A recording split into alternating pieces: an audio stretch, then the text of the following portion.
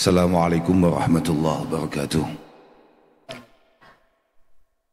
Alhamdulillah wa syukurillah wa salatu wassalamu ala rasulillah Sayyidina wa maulana Muhammad ibn Abdillah wa ala alihi wa sahbihi wa mawala amma ba'd. La hawla wa la quwata illa billah.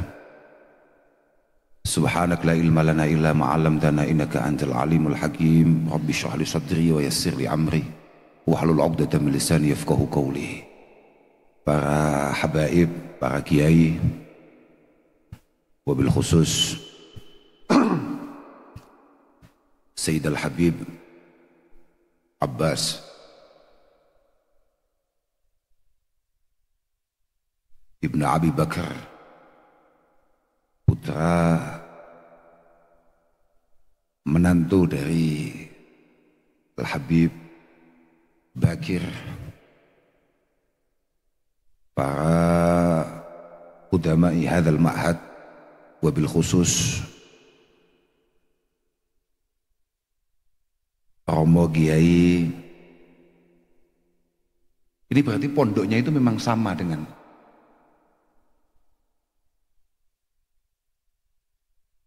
ngoten nggih? Oh iya. Yang penting Kiai anu nggih. Yang penting kita ikut doakan moga-moga pondok ini benar-benar barokah. Benar-benar menjadi, kalau dalam bahasa Jawa, contoh di muko, ya, merupakan satu tempat atau satu wadah untuk mendidik santri-santri menjadi pribadi-pribadi yang diridhoi oleh Allah Subhanahu wa taala. Syukur-syukur nanti akan menjadi pejuang-pejuang sebagaimana tadi didoakan oleh Al-Habib Abbas. Saudara-saudara kami, ada kakak kami Kiai Muhammad Ma'mun, ada Kiai Fahim Ruyani, ada Kiai Abdus Salam Shahib. Beliau ini sebetulnya di Peloso sama dengan Mas Baha itu naturalisasi. Jadi beliau sebetulnya Denanyar.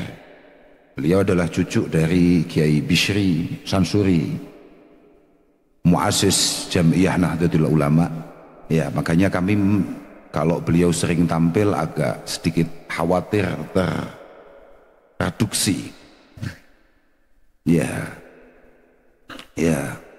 karena ada Kiai Bisrinya. Kemudian tadi dijelaskan ada Mas Baha. Ini adalah putra Kiai Hanan Maksum dari Kewakian Pari. Nggih. Ada adik-adik kami, ada Mas Nailul Autor, ada Mas Huda Al-Hafid, dan juga di sini ada teman kami, saudara kami, saudara Cucun Samsur Rijal. Saya nggak ngerti kalau maknanya Cucun itu apa, saya nggak ngerti. Tapi yang saya tahu Samsur Rijal, moga-moga sesuai namanya, benar-benar mampu menerangi para jagoan-jagoan. Nah, itu jangan sampai jangan sampai keberadaannya malah membuat kita semuanya gelap. Nah, itu. Ini ada matahari kok tidak bersinar. Matahari kok redup, itu bagaimana? Moga-moga selalu bersinar, khususnya kemanfaatannya untuk wilayah Jawa Barat dan sekitarnya. Apalagi hari ini beliau kebetulan menjabat sebagai salah satu pimpinan dewan di Gedung Nusantara. Moga-moga Allah selalu memberikan taufik hidayahnya. Para teman-teman santri min syattal ma'ahid, dari mana saja, saya sebelumnya mau mengkanter tadi yang didawuhkan oleh Gus Makmun. Saya nggak setuju dawuhnya Gus Makmun tadi itu, karena beliau merasa bahwa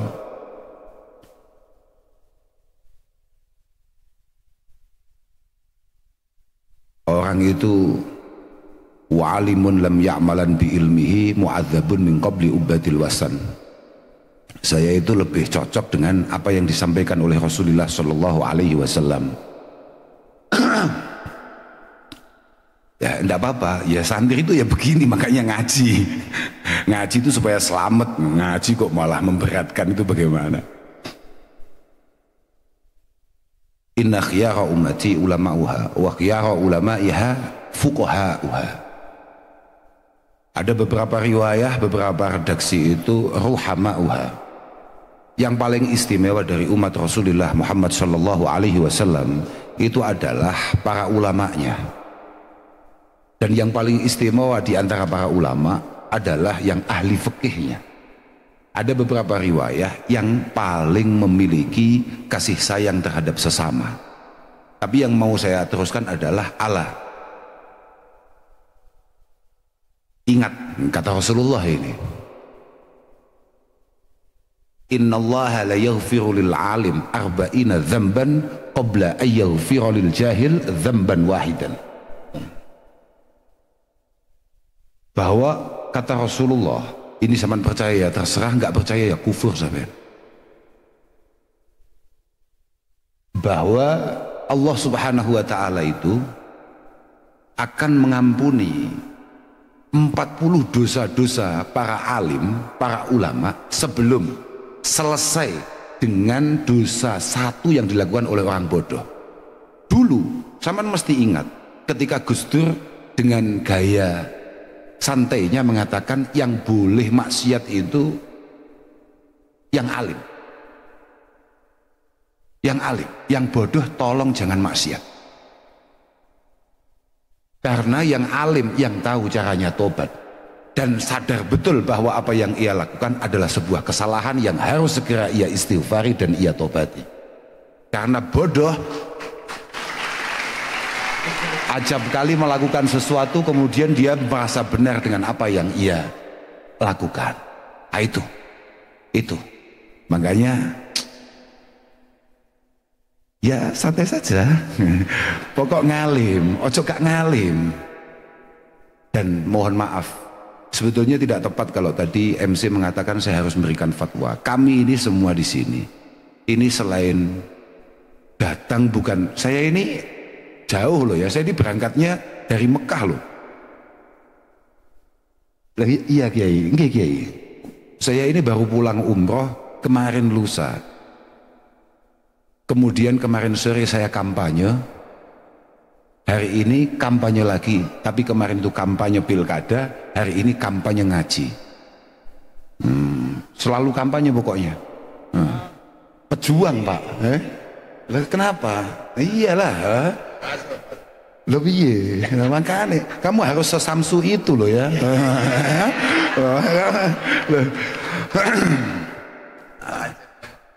Lah jadi kita berangkat ke sini itu Bib, kita itu tidak punya tujuan lain kecuali hanya ingin menyampaikan kepada semuanya bahwa ingin mengenalkan kepada semuanya bahwa Al-Falah ya sebagaimana tadi didahulukan oleh Gus Makmun merupakan satu tempat pendidikan yang ditaksis oleh kakek kami, bahwa Al-Falah merupakan tempat di mana ngaji dan belajar mengajar. Jadi bukan kok kami ini punya kepantasan untuk ngajari, tidak. Bukan kami punya kepantasan untuk taklim, tidak. Tapi orang tua kami memang meminta kami untuk belajar taklim, yang meyakini bahwa torekoh taklim ta'alum, torekoh ngaji adalah torekoh yang paling efektif untuk kemudian menuju Allah subhanahu wa ta'ala.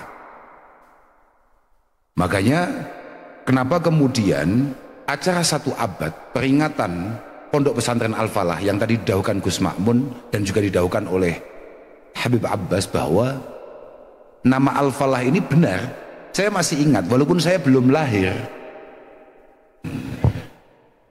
Orang tua kami memang sering cerita bahwa suatu ketika Sayyid Muhammad Alawi tindak rawuh ke pelosok, kemudian bertanya, "Masmu ma'hadikum hadha?"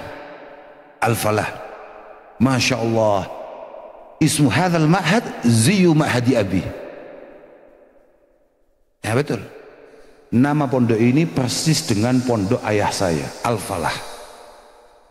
Dengan harapan moga-moga santri-santri Al-Falah Moga-moga alumni-alumni Al-Falah benar-benar sefalah itu, benar-benar seberuntung itu fiddin wa dunya wal akhirah. Sebetulnya banyak cerita di antara yang didahulukan oleh Sayyid Muhammad kala itu yang saya masih ingat ya. Karena saya belum lahir itu loh masalahnya. Ya, di antaranya beliau cerita penting seorang alumni untuk terus berjalan di manhaj para pendahulunya. Makanya populer Sayyid Muhammad mengatakan asyaki man haraja an manhaji aslafih. Sial itu kalau seorang anak atau santri kemudian dia terlalu jauh dari jalur yang diambil oleh para pendahulunya, para guru-gurunya, para masyayikhnya. Ketika itu Sayyid Muhammad kemudian cerita bahwa ada salah satu mutaharijin dari Sayyid Alawi, berarti orang tuanya, yang kemudian mohon maaf agak tidak sesuai dengan harapan beliau, agak tidak sesuai dengan apa yang diinginkan oleh Sayyid Alawi terhadap santri ini. Kemudian disurati, di antara suratnya yang saya masih ingat itu, ya hajiron raudhal falah, ya hajiron raudhal falah, magana hajruka lil falahi sawaba. Orang yang sudah meninggalkan tariqah al-falah, apa yang kamu lakukan sangat-sangat jauh dari harapan, itu sama sekali tidak benar. Kembalilah, mondok lagi. Makanya kepada para kiai semua yang ada di sini, kami titipkan teman-teman alumni untuk kemudian terus panjenengan dampingi, panjenengan nasihati, panjenengan ingatkan, panjenengan angkat. Moga-moga teman-teman alumni dari Al-Falah yang ada di wilayah Jawa Barat ini, moga-moga benar-benar selalu mendapatkan taufik hidayah, inayah dari Allah Subhanahu wa Ta'ala. Dan acara-acara semacam ini selain untuk menunjukkan bahwa ngaji itu penting, ngaji itu penting sekali. Kayak tadi didaukan Gus Makmun, ngaji itu segala-galanya. Saya masih ingat dulu Syekh Nawawi kan Jawa Barat ya, Banten, Syekh Nawawi Banten. Syekh Nawawi itu ketika nafsiri ayat wa ma khalaqtul jinna wal insa illa liya'budun, seingat saya beliau menulis bahwa al-ibadah, innal ibadah allati khuliqal jin wal insu laha at-ta'zim lillah wasyafaqah ala khalqi. Gitu. Gus Makmun yang ngaji kitabnya setiap hari. Gus Makmun yang ngaji kitabnya setiap hari. Makanya Gus Makmun langsung dawuh bener. Iya, kalau kan buatan ngaji, kalau kan mek tahu notrai. Saya ini kan pemalas ya, jadi tidak bisa untuk dijawab. Makanya tadi saya matur, cucu Kiai Jazuli yang soleh ya cuman itu Kiai. Ya, betul itu. Makanya beliau kemudian menjadi ketua PCNU. Kalau saya ini pernah jadi pengurus dan kemudian dipecat ya karena tidak soleh itu ya. Gitu ya. Nyampe mana tadi? Wa hadhihi an-naw'ain wa inna hadhihi an-naw'ain lam yakhlu asy-syar'u minhuma. Bahwa syariat kita, tatanan-tatanan agama kita yang dibawa oleh Rasulullah sallallahu alaihi wasallam tidak boleh kemudian keluar dari dua jalur itu. Semua inna jawami'a awamirillahi subhanahu wa ta'ala. Ini Syekh Nawawi juga di kitab yang lain mengatakan tarji'u ila khaslataini at-ta'zim lillah wa syafaqah li khalqi. Semua ayat, semua perintah Allah Ta'ala itu acuannya cuma dua. Bagaimana kita ini benar-benar mampu mengesahkan Allah Ta'ala, beribadah kepada Allah Subhanahu wa Ta'ala sebenar-benarnya, kemudian memastikan hubungan kita akan sesama itu berjalan baik. Tidak boleh tidak. Kan ibadah itu sebetulnya kalau dari sisi lughat kan setiap hal yang punya potensi untuk mendapatkan mahabbah dan ridho Allah Subhanahu wa Ta'ala, kan ismun jami'un likulli ma yuhibbuhullahu wa yardhah. Itu adalah ibadah. Ibadah itu adalah sebuah nama yang merangkum semua hal yang punya potensi kita semua dicintai oleh Allah Subhanahu wa Ta'ala, syukur-syukur mendapatkan ridhonya. Wala tariqah ilal ibadah ala wajhil haq. Ini daunnya Syekh Nawawi itu. Bisa jenengan tasrih ke Gus Makmun itu. Jadi kalau jenengan kurang percaya kalau saya itu setengah kiai, artinya jenengan agak ragu, ini kok kiai kok modelnya kayak gini. Kalau jenengan mulai ragu ya, omongan saya ini bisa dipertanggungjawabkan. Semua yang datang di sini semuanya ahli ngaji. Semua yang datang di sini semuanya adalah yang terbaik di pondoknya masing-masing. Semua yang di sini yang datang malam ini semuanya adalah calon-calon kiai, calon-calon pejuang, calon-calon bunyai. Allahumma. Artinya saya tidak sembrono ngomong ini, walaupun ya sedikit lupa-lupa, tapi saya bertanggung jawab akan omongan saya gitu loh. Artinya jenengan jangan kemudian ragu. Ini kayaknya bukan kiai kalau lihat casingnya. Oh, belum tentu. Rubba mubayyidin li siyabih, tapi mudannis li dini. Berapa banyak orang yang atributnya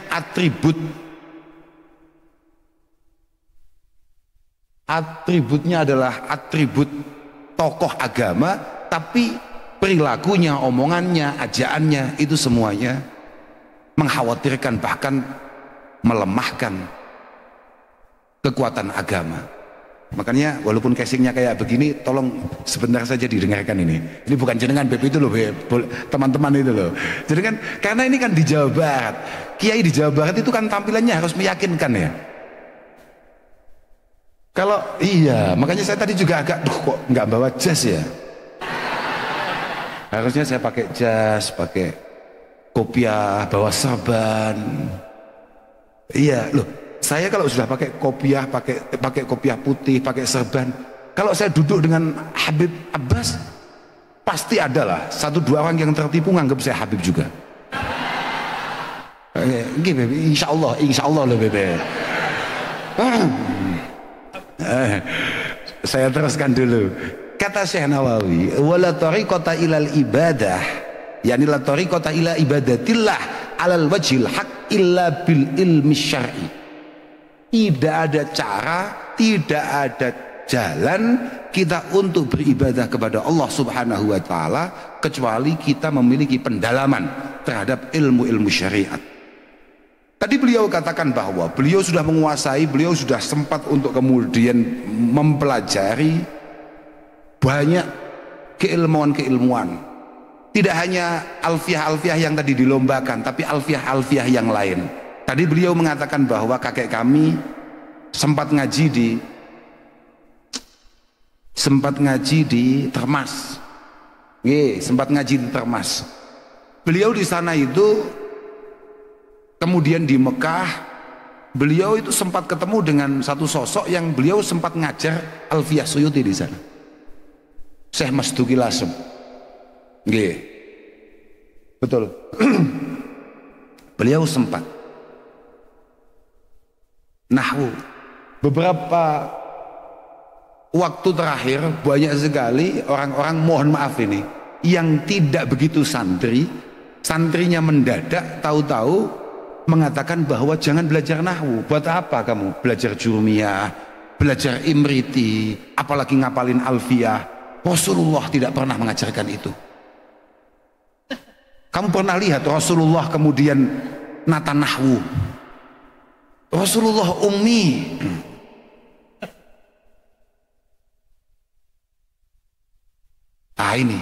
Ini kalau dalam bahasa asing namanya tolol. Tapi nggak tahu. Iya. Jadi ini termasuk jenengan tadi yang apal alfiah, yang jura alfiah siapa tadi? Itu wah pelaku bid'ah gitu.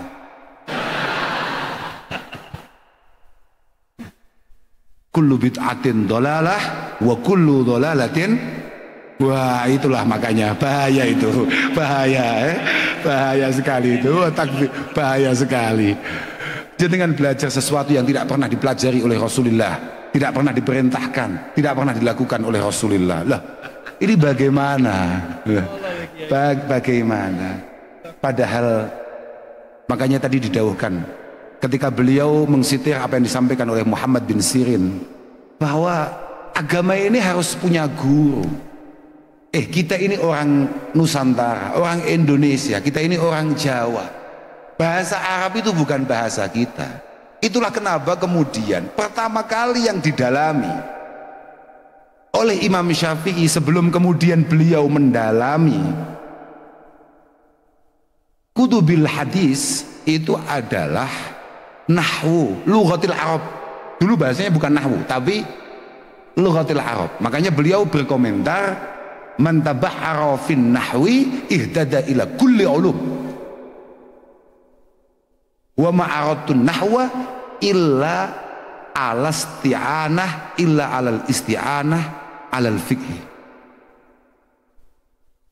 Siapapun yang menguasai betul nahwu, insya Allah dia sudah berproses untuk benar-benar menjadi orang alim.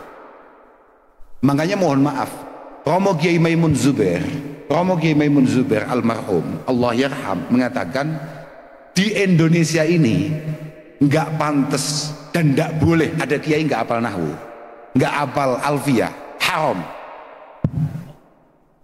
Loh, betul nggak hafal alfiyah itu kalau kata Mbah Maimun nggak boleh dipanggil kiai. Makanya sudahlah, yang alfiahnya nggak begitu lancar kayak kita gus saja lah. Iya, Imam Syafi'i punya guru namanya Imam Waki. Ada itu Waki maksudnya. Saya ini sowan Al-A'mash, yakni Sulaiman bin Mihran Al-A'mash Al-Kufi. Asma'u minhu al-hadis. Saya ini sowan ke Kiai A'mash dengan tujuan untuk belajar hadis. Farubbama lahantu fi qiraatil hadis. Kadang-kadang saya ini keliru. Lahan itu ya keliru, salah. Sorofnya salah, nahwunya salah. Warubbama lahantu fil hadis. Kemudian faqala li ya Abu Sufyan. Ini kunyahnya Imam Waki. Ya Abu Sufyan, tarakta ma'aula bik min ilmil hadis. Tarakta ma'aula bik min ilmil hadis. Kamu meninggalkan keilmuan yang jauh lebih penting daripada ilmu hadis. Wa ayu syai'in aula minal hadis ya sayyidi. Apa ada yang jauh lebih penting daripada ilmu hadis? An-nahwu. Fa'amlal a'mash alayya ilman nahwi. Kemudian sebelum diajari hadis, beliau diajari dulu ilmu nahwu. Artinya apa yang kita lakukan ini sudah on the track, sudah sesuai dengan apa yang dilakukan oleh para pendahulu kita. Makanya benar tadi didawuhkan oleh Gus Makmun, ya satu tok yang benar. Gus Makmun tadi dawuh bahwa semoga semua langkah kita ini benar-benar mampu membuat kita untuk sedikit lebih dekat kepada apa yang diperjuangkan dan dilakukan oleh para pendahulu kita, para masyayikh kita. Ya hanya itu saja. Moga-moga Romo Kiai Jazuli, para masyayikh, semua guru-guru kita berkenan mengakui kita sebagai santri dan para penerusnya. Jadi Pondok Pelosok kayak tadi didawuhkan Said Abbas bahwa kita ini ngaji kemudian berkhidmah. Maka saya berterima kasih sekali kepada panjenengan-panjenengan yang sudah bersusah payah mensukseskan terselenggaranya acara ini, khususnya kepada tuan rumah, kepada Mbah Yai Misbah, sahibu Misbahin Nur, bukan sahib, harusnya khadimu Misbahin Nur. Pondok itu tidak bisa dimiliki. Tadi itu kan didawuhkan Gus Makmun, Pondok Al-Falah itu sudah dipesankan. Mungkin kala itu kenapa kemudian Sayyid Muhammad itu wasiatnya seperti itu, karena melihat cucu Kiai Jazuli yang sudah lahir kayak Gus Makmun ada potensi untuk menjual ma'had gitu. Nah, gitu kira-kira ya. Akhirnya kemudian mewasiatkan la taj'alu ma'hadakum hadza suqa. Jangan sampai pondok ini kamu jadikan Iya, loh saya ini kalau sekolah lawan kamu di DPR itu pasti saya ya. Selamat saya nggak sekolah. Selamatlah kamu, nggak mungkin. Ini kalau sama-sama dapil kita, kira-kira warga Jawa Barat milih saya apa milih kamu coba? Alhamdulillah, enggak lah, boten. Semuanya itu ada, kan gini, orang itu ahabun nas ilallah anfa'uhum linnas, khairun nas anfa'uhum linnas, sama. Kita ingat, semua syarah kita mengatakan bahwa an-naf'u, kemanfaatan kita yang membuat kita kemudian punya potensi untuk dicintai Allah Subhanahu wa taala, atau bahkan dianggap sebagai umat yang lumayan, saya nggak berani ngomong terbaik, lumayan, itu adalah ketika kita bermanfaat bagi yang lain. Bermanfaat itu semua syarah kita mengatakan bimali wajahi wa ilmi. Cara kita bermanfaat itu paling efektif ya pakai uang. Cara paling efektif itu pakai uang. Ini kalau Kiai Misbah secara ekonomi nggak kokoh, pondok ini yang nggak jelas nasibnya. Maka kemanfaatan ya Misbah itu semuanya diambil sendiri kayaknya. Saya juga agak iri nih. Ya Misbah itu kaya, alim, santrinya banyak. Bahaya ini surga lewat jalur mana saja bisa ini. Ya bahaya betul ini. Karena inna mimma yalhaqul mu'min ba'da mautihi min amalihi wa hasanatihi ilman 'allamahu wa nasyarah, kemudian wa waladan salihan da'ah. Coba bayangkan ilmunya kemudian dimanfaatkan oleh banyak orang, anaknya banyak. Anak itu kan kita sama-sama tahu, anak itu ada kalanya anak kandung, ada kalanya anak ruh, anak didik. Wah, bahaya Kiai Misbah itu. Lah itu semua jalur mau beliau kuasai. Lah yang kedua tadi bijahi. Lah ini urusannya saudara Cucun rahimahullahu ta'ala. Nah itu saudara Cucun ini itu bimalihi. Yang pertama bimalihi itu saudara Cucun, ya kalau sampai dia tidak bimalihi ya nggak mungkin dapat jah. Lah iya toh, bibadlin wa hilmin sada min qaumihil fata wa gaunuka iyahu alika yasiru. Nggak mungkin jadi pimpinan dewan kalau nggak loman, nggak mungkin. Wong jadi wali Allah Ta'ala yang tidak butuh apa-apa, butuh loman. Majabalallahu ala waliyan majabalallahu waliyan illa ala sakha wa husnul khuluq. Tidak ada, kamu mau boleh melihat siapapun kamu anggap wali, boleh siapapun, tidak apa-apa, tapi coba lihat dulu dua hal, dia dermawan atau tidak, dia budi pekertinya baik atau tidak. Itu jadi walinya Allah yang tidak butuh apa-apa, apalagi jadi wali kota. Nah yang kedua bermanfaat itu bijahi, pangkatnya. Nah itu moga-moga kepangkatan saudara Cucun dan teman-teman yang lain, pejuang-pejuang termasuk menantunya Kiai Misbah ini kan, ini kan di DPR juga kan, moga-moga itu adalah sebuah kemanfaatan yang barokah, bukan hanya kemanfaatan duniawiyah tapi juga merupakan kemanfaatan yang mustamirah ukhrawiyah. Nggih.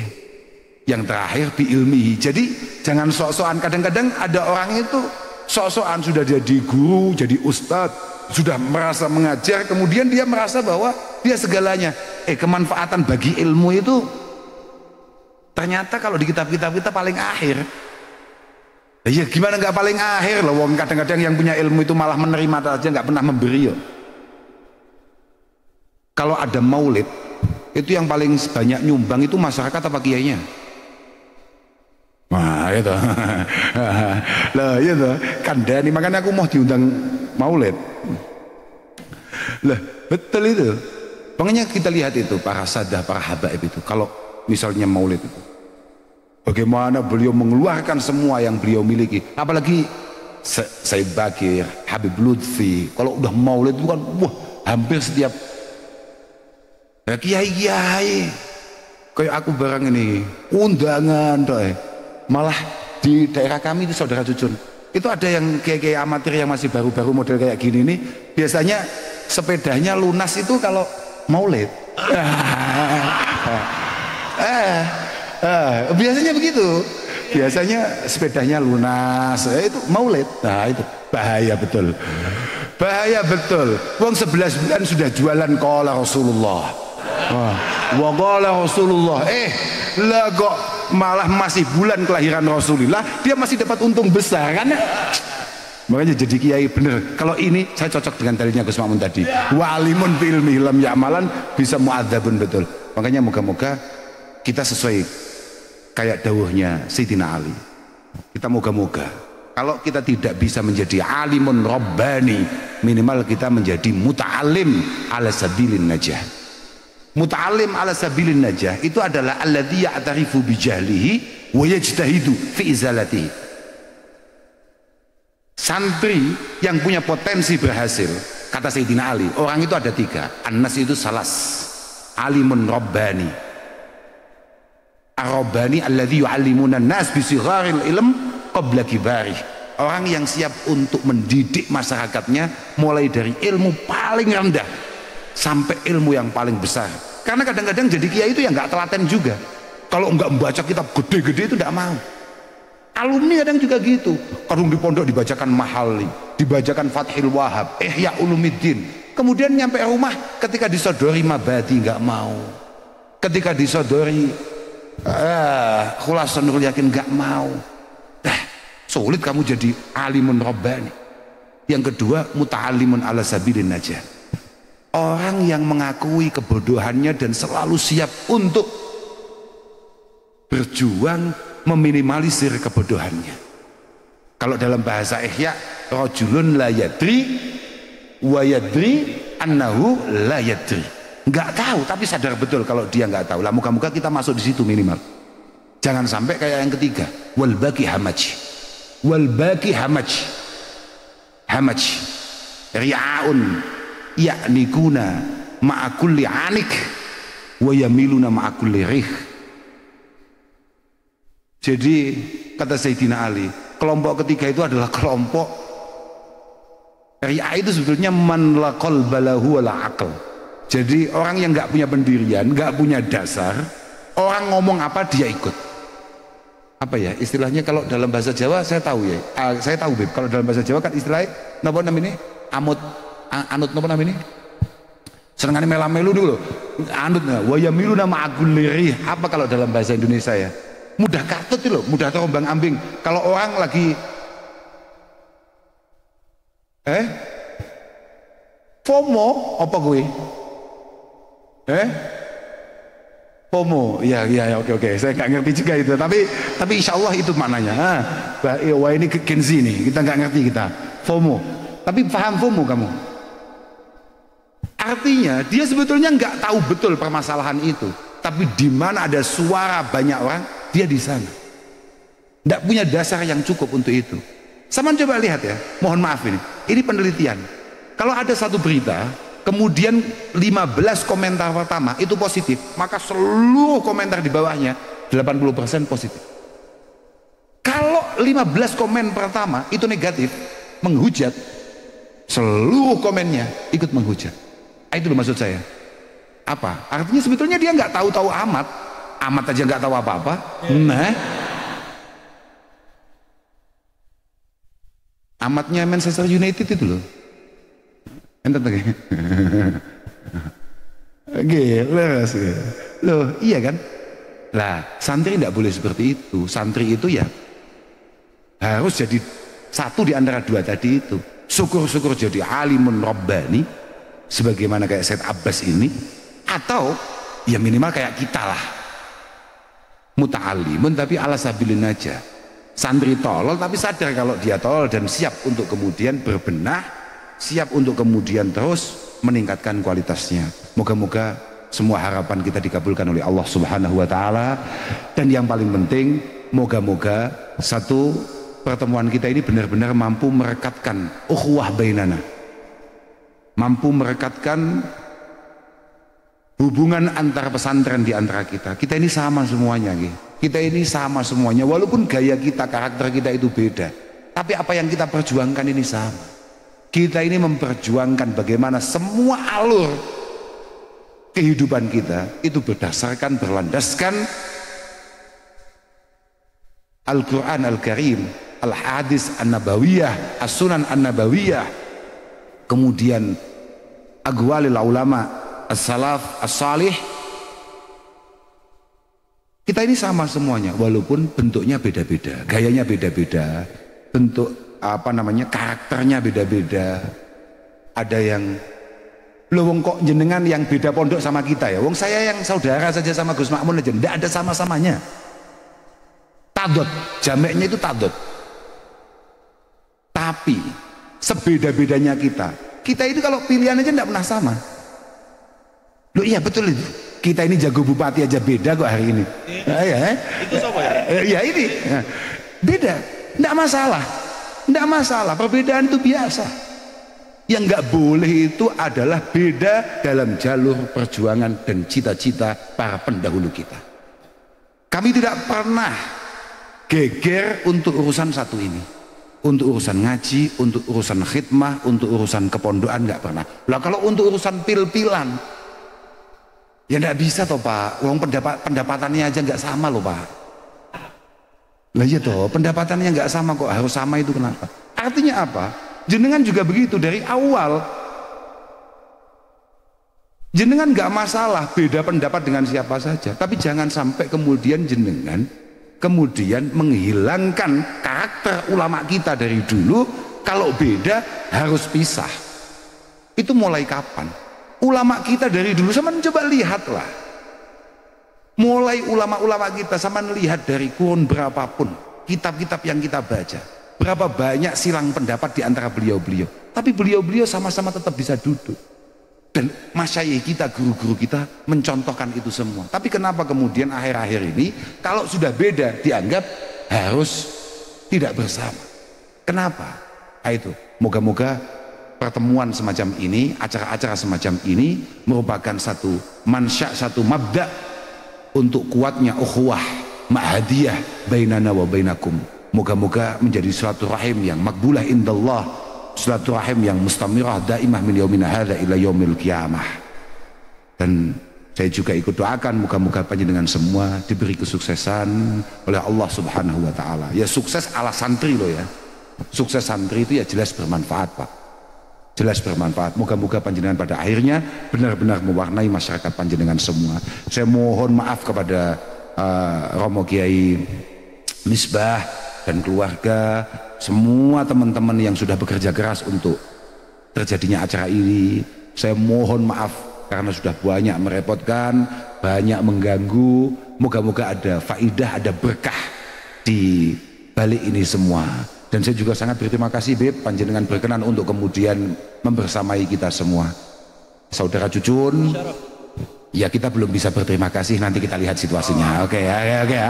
Saya pikir itu dulu. Saya mohon maaf kepada semuanya. Akhirun wal afu minkum. Wassalamualaikum warahmatullahi wabarakatuh.